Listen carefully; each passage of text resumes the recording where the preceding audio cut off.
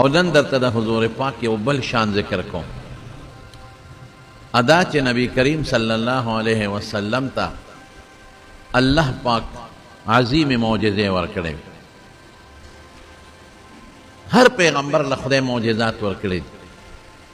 ځکه معجزه د پیغمبر د پیغمبرۍ دلیل عام خلق د خلقو نه دلیل غواړي چې څوک یو خبره وکړي نو تا سره څه دلیل دی یو سړی دعوه وکړي چې دا کور زما دی وي دلیل دی څه دی یو سړی دعوه وکړي دا دکان زما دی دلیل دی څه دی یو سړی دعوه وکړي دا ښځه زما ده وي دلیل دی څه دی یو سړی دعوه وکړي زه د دې کلي اوسېدونکی یم وي دلیل وښایه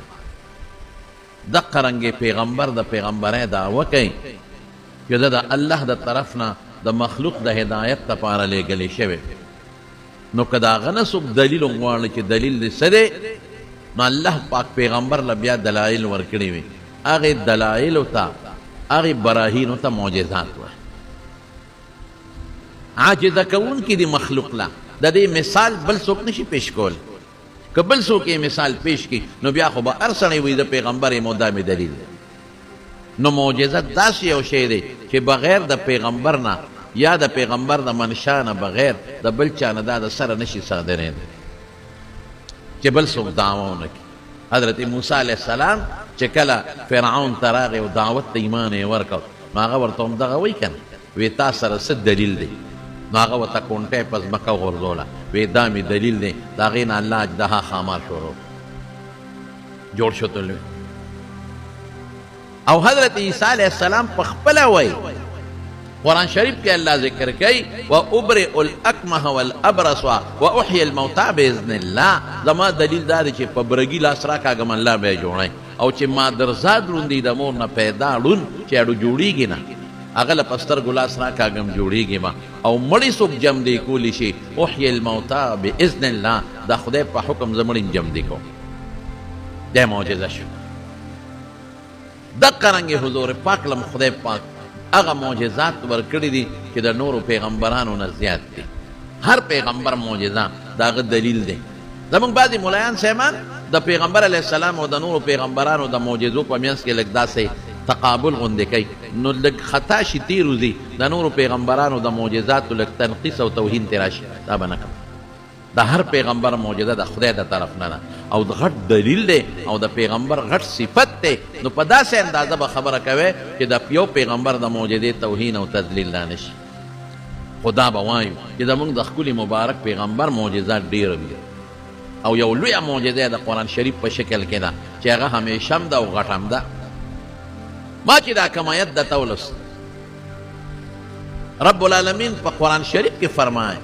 اقتربت الساعة وانشق القمر وی قیامت نزدې شو ولې د قیامت په نښو کې لویه نښه د حضور پاک راتلل د هغه نه پس بل پیغمبر نه راځي د هغه د امت نه پس بل امت نه راځي حضور پاک په خپله فرمایي زه نه وایم بعثت انا والساعة كهاتین دا دوه ګوتې مبارکې صحابو ته ونیولې وی زه او قیامت د دې دوه ګوتو په شان دا یو ګوته بل ګوتې ته نږدې ده نو قیامت ما ته ګورې نږدې دی دا یو ګوته د بل ګوتې نه فاصله نه قبلوي نو زما او د قیامت په منځ کې د بل امت او د بل پیغمبر فاصله نشته د مکې خلکو خصوصا ابو جهل د حضور پاک نه د یو معجزې تمنا وکړه جبل ابي قبیس باندې وی ته موږ ته یو معجزه وښایه وی څه معجزه وی دا سپومې دوه ځایه کا نو معجزه د پیغمبر په اختیار نی شرع قائد کې شته نورو کتابونو کې هغه چې الله غواړي نو صادره شي چې الله نه غواړي نه کېږي کله چې الله غواړي نو پیغمبر ته لکې واچوي نو افوري وشي کله پیغمبر وي دا کار کوم نو ظاهر کې خلک وي لکه دې نه خدا معلومیږي چې د اختیار دی نه دا ورته الله لکې واچوي دا خدای لکې واچوي نو دی وي زه کوم دا کار کېږي رسول الله صلی الله علیه وسلم سپومې وه سپومې ته په دې ګوته مبارکه اشاره وکړه سپومې دوه ځایه شوه نیمه په غر پاتې شوه نیمه د غر نه اخوا شوه او قرآن شریف کې الله فرمایي اقتربت الساعة وانشق القمر سپومې سیرې شو په میان سپومې څوک شلولی شي بې د الله نه بل څوک نشي شلولی دا د الله طاقت دی پیغمبر معجزه وه الله ورته لکې واچول او حضور پاک ته الله لکې واچول چې دا اشاره وکړه اشاره وکړه نو پیغمبر نه الله سپومې دوه ځایه کړه هغه ذات چې قرآن شریف کې الله فرمایي اذا الشمس کوورت، وی داسې وخت به راشي چې د انور به ټوکړې ټوکړې شي، دا ځمکه به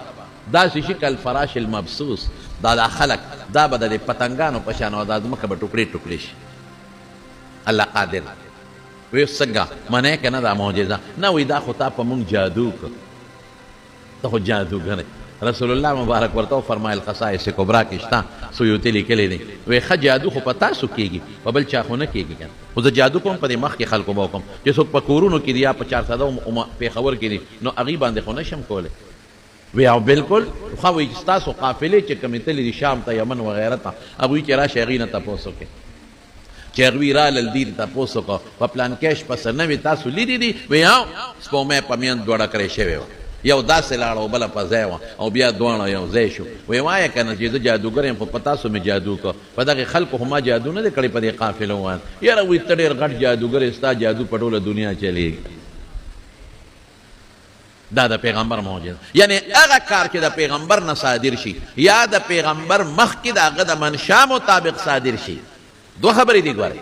یا د پیغمبر نه صادر شي یا د پیغمبر په مخکې د هغه د منشا مطابق د هغه خوښه یې نو هغسې وشي، د هغه اراده یې نو هغسې وشي. لکه د پیغمبر اراده وه نو سپومۍ دوړه کړې شوه،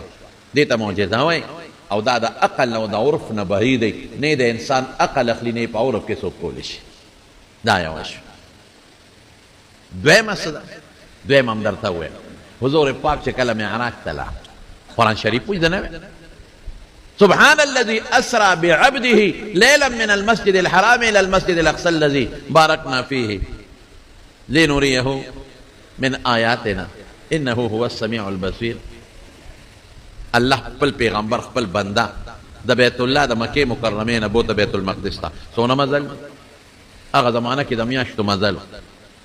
د اوښانو د پیاده و د آسونو. بیا بیت المقدس کې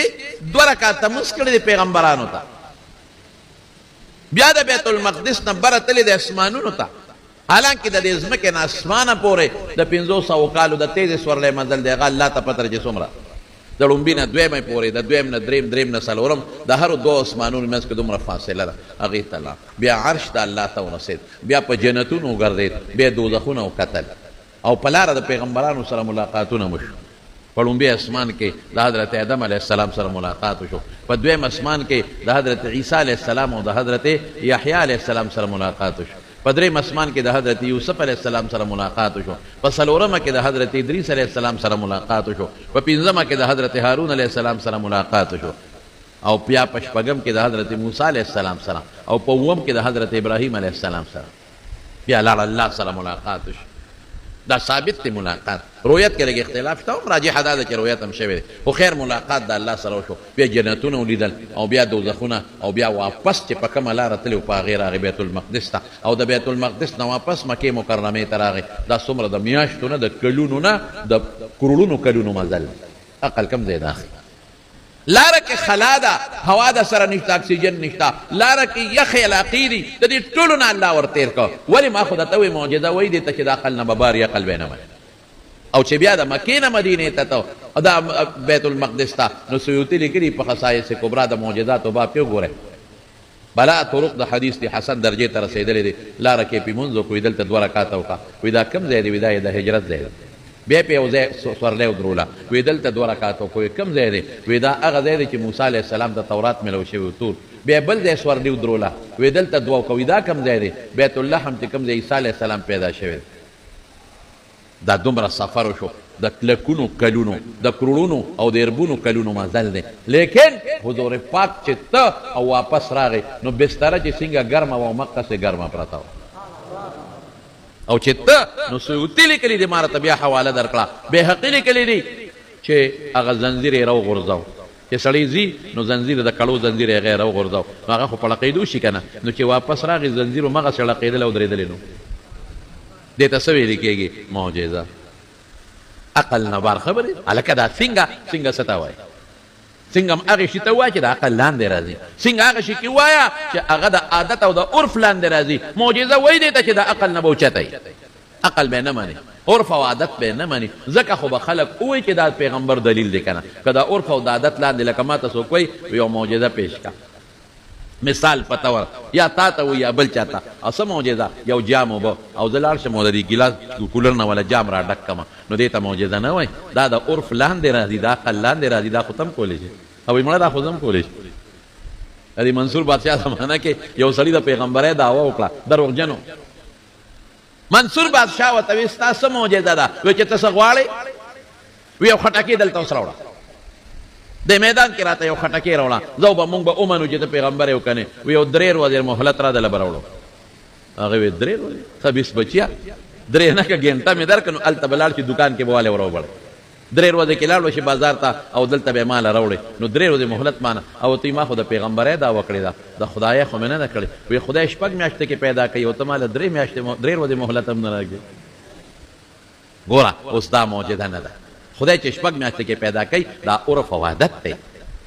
ته چې دا هغه ځای نه راوړې 3 ورځې پس دا د عرف او عادت مطابق شی شو دې ته معجزه نه ویلې کېږي